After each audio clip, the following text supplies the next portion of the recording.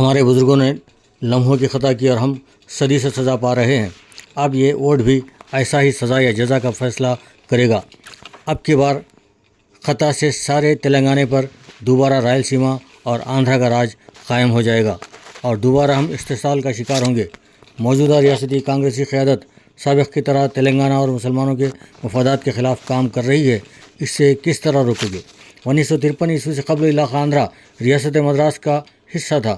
لسانی ریاستوں کے نام پر آندھرا اور رائل سیما کو تلنگانہ میں شامل کر لیا گیا اور آندھرا پردیش کی ریاست تشکیل دی گئی.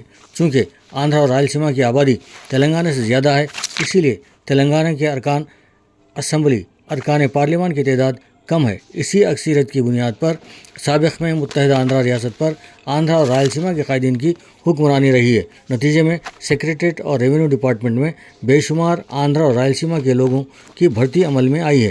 اس طرح سے انہوں نے ریاست کو اپنی مٹھی میں بند کر لیا تھا. ان حالات کو دیکھتے ہوئے آندھرائی ڈومینیشن کو ختم کرنے کے لیے خود اندرا گاندھی نے سینا ریڈی کے ذریعے تلنگانہ تحریک چلوائی اور جب آندھرائی چیف منسٹر برہمانا ریڈی نے استعفیٰ دے دیا تو پھر اندرا گاندھی نے اس تحریک کو ختم کروا دیا. بعد ازاں کے سی آر نے تلنگانہ کے لیے حقیقی تحریک شروع کر دی. اب بھی سونیا گاندھی کو آندھرا قائد جگن موہن ریڈی سے راہل گاندھی کے لیے خطرہ محسوس ہوا کیونکہ ریاست کی ساری کانگریس پارٹی جگن موہن ریڈی کے پیچھے کھڑی تھی.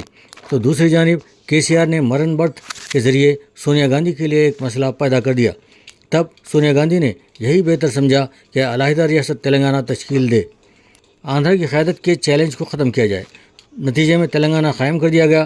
چونکہ تلنگانہ کے کانگریسی بھی آندھرا کے کانگریسیوں کی تائید میں تھے، نتیجے میں تلنگانہ عوام نے کے سی آر کی ٹی آر ایس کو انتخابات میں کامیاب کر دیا اور 2 میعاد تک کے سی آر کی حکمرانی نے تلنگانہ کو ترقی کے معراج پر پہنچا دیا.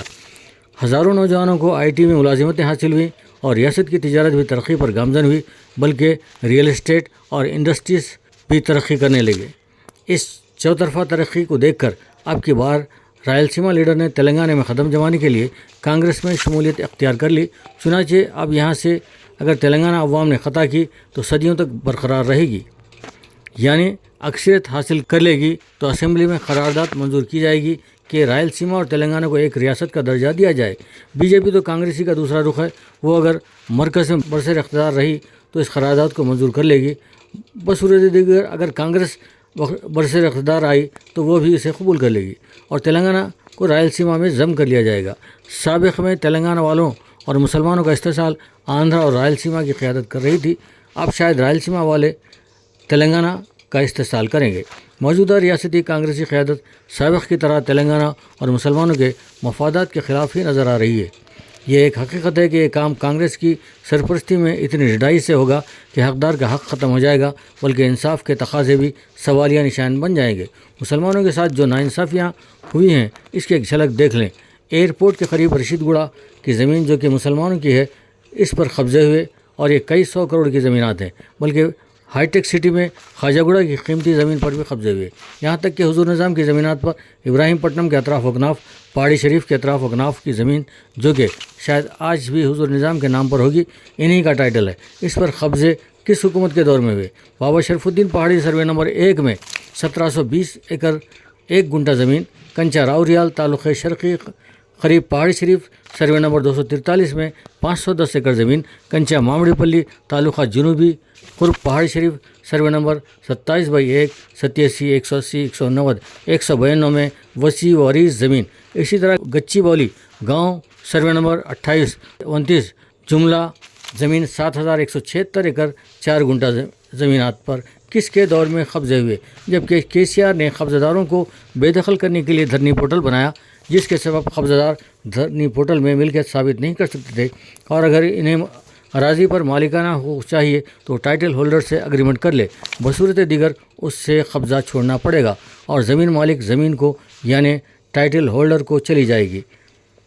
مذکورہ تمام زمینات پر قبضے کانگریس کے دور ہی میں ہوئے. اب کانگریس دوبارہ چالاکی کے ذریعے حرکت میں آ گئی ہے.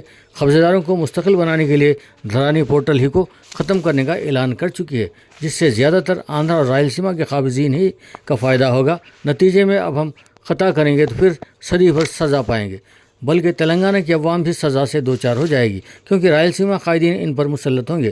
ہمارے بزرگوں نے لمحوں کی خطا کی اور ہم نے 1 صدی سے سزا پائی ہے، اب مزید 1 صدی کی سزا پانے کا اقدام سے گریز کریں تو بہتر ہوگا۔ زمینات پر قبضوں کی اقساط کو سلسلہ واری طور پر پیش کیا جاتا رہے گا انشاءاللہ۔